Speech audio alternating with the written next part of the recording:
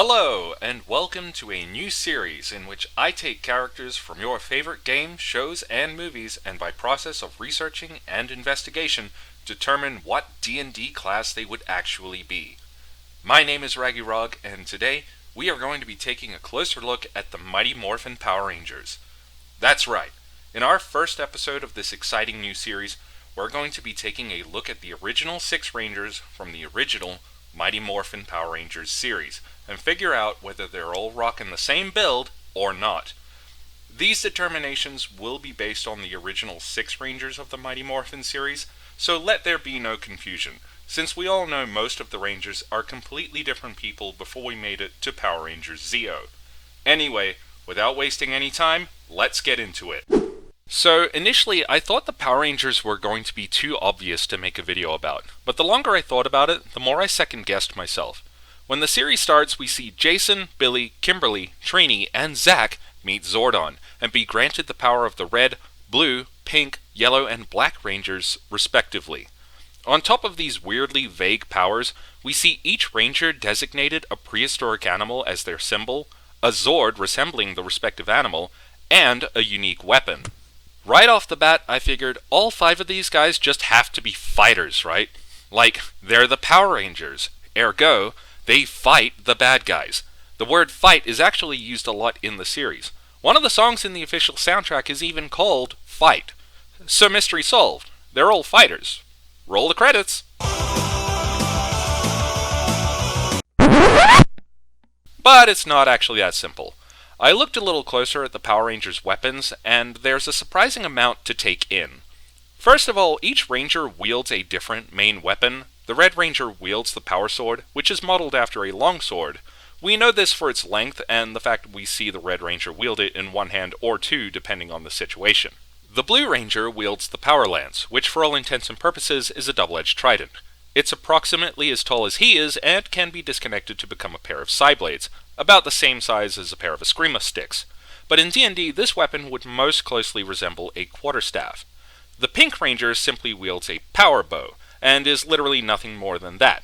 She is, however, seen most often firing it from midair, more likely for added flair than any tactical reason, though the arrows do appear to explode on impact as well. The Yellow Ranger utilizes the Power Daggers. They're a pair of short-bladed daggers used both as melee weapons and as projectiles. And then we have the Black Ranger, who wields the Power Axe. This is a single-bladed axe used for blunt damage, but can be transformed into a cannon-like weapon, and this feature is most important for the Power Blaster. The Power Blaster is an incredibly powerful projectile weapon resembling a crossbow, often used by the Power Rangers in dire situations for finishing off foes who refuse to stay down.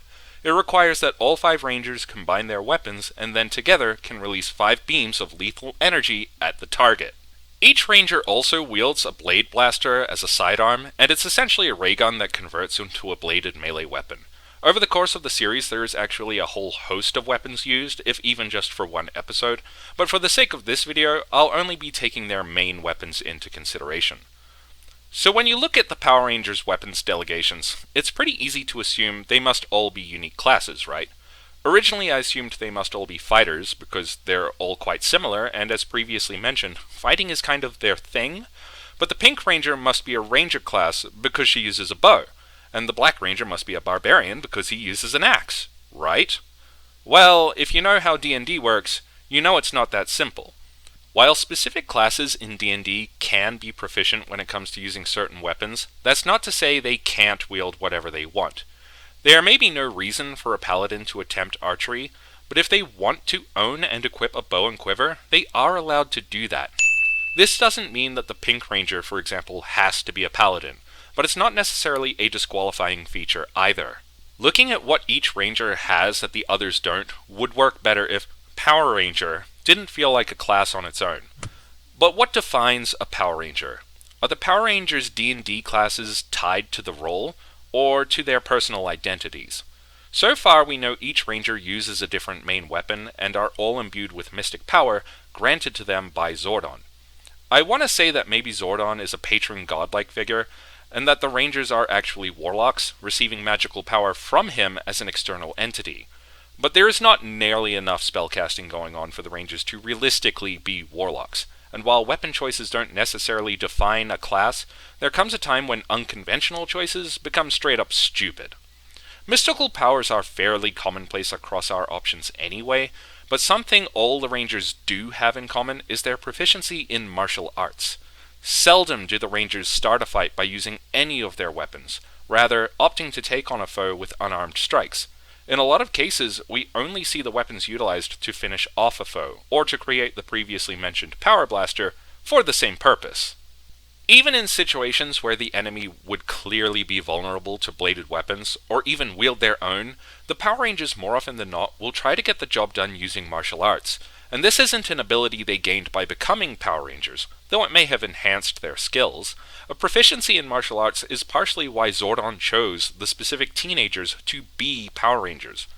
Plus they have attitude, so there's that. By being innately gifted in martial arts and also gaining mystic power that enhances their abilities, I would say with near certainty that all 5 of the Power Rangers are monks.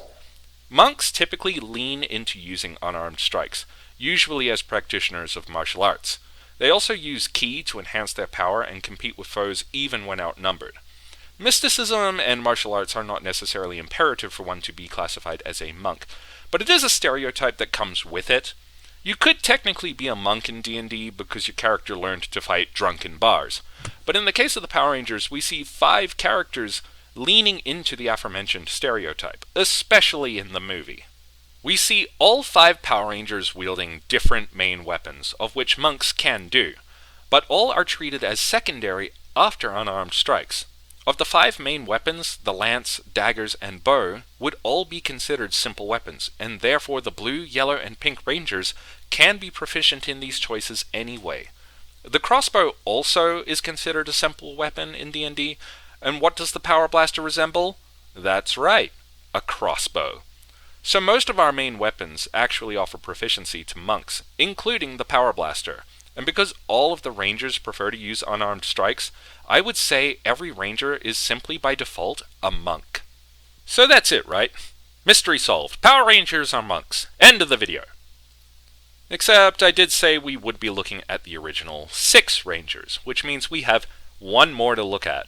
The Green Ranger, Tommy. The Green Ranger is enigmatic. He appears in the series initially as a villain, and later changes his ways and ultimately becomes the leader of the Power Rangers. We can apply the same logics to him as we have done with the other 5 and deduce that he is most likely also a monk.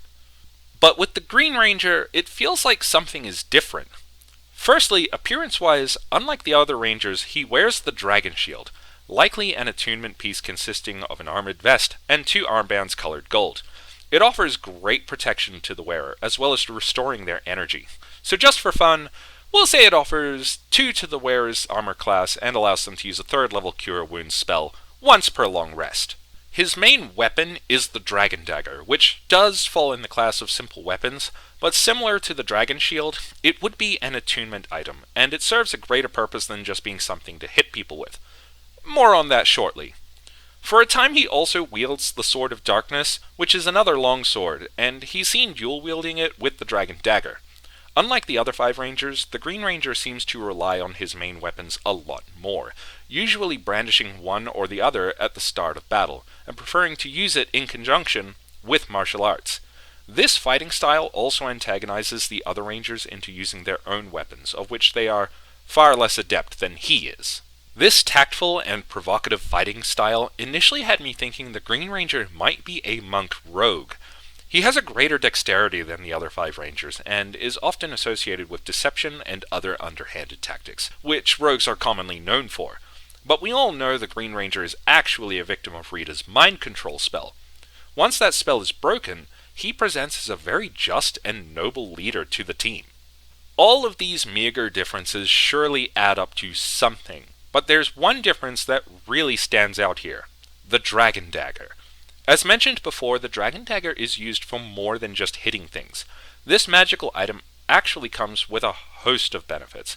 I think it's safe to say this weapon would take up an attunement slot, and by doing so, I think it would grant the wielder an extra attack per turn, proficiency in dual wielding, the ability to deflect projectile attacks, lightning powers, and most importantly, the power to summon the Dragon Zord. Yeah, this thing is broken. So, where the other 5 rangers are designated a unique Zord, which can all combine to create the Megazord, the Green Ranger is in control of the Dragon Zord, a Godzilla-like machine that is arguably more powerful than the Megazord all on its own.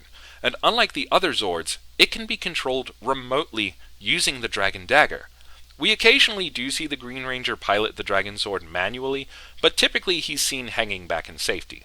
This is actually a very smart tactic to employ, as being shaken around inside the Megazord wears on the physical stamina of the other 5 rangers. But the Dragon Zord doesn't slow down an assault just because it takes a hit, because its driver isn't actually in danger. It's arguable how all of these unique abilities would be used. Like, would summoning the Dragon Zord be a concentration spell? How many times can he deflect projectiles per long rest? Regardless, what we do know is that in order to use these abilities, the Green Ranger needs to utilize the Dragon Dagger's second function, and that is to play it as a musical instrument. You see, this unique and very magical weapon is actually a dagger crossed with a flute, and it is implied that abilities like summoning the Dragon Zord or deflecting projectiles are triggered not so much by the dagger itself, but from the music that is played through it. You may see where I'm going with this now. Of all the classes in D&D, there is but one who will benefit by carrying and playing an instrument. Even after turning to the good side, the Green Ranger continues to use the dagger in much the same way he always has, albeit now more defensively, using his powers to protect his teammates and provide support. He's even seen sharing the healing powers of the Dragon Shield with the other Rangers on occasion, and rather than taking on enemies by himself, his go-to strategy seems to be to rouse the spirits and confidence of his teammates, as well as being the first to help others get onto their feet if they go down. All of these qualities, all of these proficiencies, weapon choices, playstyles, and tropes scream Bard. I believe that the original Green Ranger is in fact a monk bard. Like the other 5 rangers, he exemplifies tremendous skill in unarmed strikes, as well as drawing on a power similar to Ki, in order to enhance his already existing abilities and to compete against stacked odds. But unlike the other 5, he's seen dedicating a lot of his attention to supporting his teammates instead of directly fighting enemies. Even when he was evil, we see him use great teamwork with the likes of Goldar and Scorpina. On top of all that, there's the glaring evidence of the Green Ranger playing a musical instrument to use a number of abilities. Not to mention, he has proficiency in that instrument, as well as all of his weapons of choice, and having higher dexterity and charisma than his fellow teammates, which is typical of a bard. We do see the Red Ranger use the Dragon Dagger for a while when the Green Ranger isn't present, but I would say any proficiencies he demonstrates with the dagger and its host of benefits are simply granted by being attuned to it. Also, unlike the Green Ranger, he is the most likely to take on a foe all by himself, and isn't really likely to abandon that fight to support his teammates. So I would say the possibility of the Red Ranger also being a bard is slim. On a side note, we also see the Green Ranger pursuing a romantic relationship inside the team with the Pink Ranger Kimberly. I mean, that's a bard, right? Stereotypes aside, he does exemplify a standard bard build, albeit dual-classed with monk. The rest of the Rangers fight in much the same way as each other, and outside of their choices of main weapon, there's not a lot of evidence to show they could be anything but monks. So there you have it. In short, because of their preference to utilize unarmed strikes and draw on power similar to Ki, I believe in spite of their unique weapon choices, Jason, Billy, Kimberly, Trini, and Zack are all monks, with the mild exception to the Green Ranger Tommy, who perfectly fills the supporting role of a bard by utilizing a musical instrument in his arsenal and prioritizing team survival over dispatching enemies. Say what you will, whether you think the Power Rangers are repetitive or if you think every individual season is as unique and special as the last, doesn't change the fact that every character brings something new to the table. There are so many layers to what makes a Power Ranger, be it their fighting style, their animal symbol, Zord, weapon, color, personality, and it's always fun to look at what makes them unique or similar. The Mighty Morphin series is only the first page of the Power Rangers story, and there are so many more characters in this series I could be talking about, good or evil. If you think there are other characters from this series I should cover, or any series for that matter, then feel free to let me know in the comment section down below. I'm already debating over whether or not I should dedicate an entire video to just the White Ranger, whom I know is just the Green Ranger, but I feel like there's quite a lot to talk about there. So let me know what you think. In any case, this has been episode 1 of what I intend to be an ongoing series in which I determine what D&D class certain characters from various games and other media would be.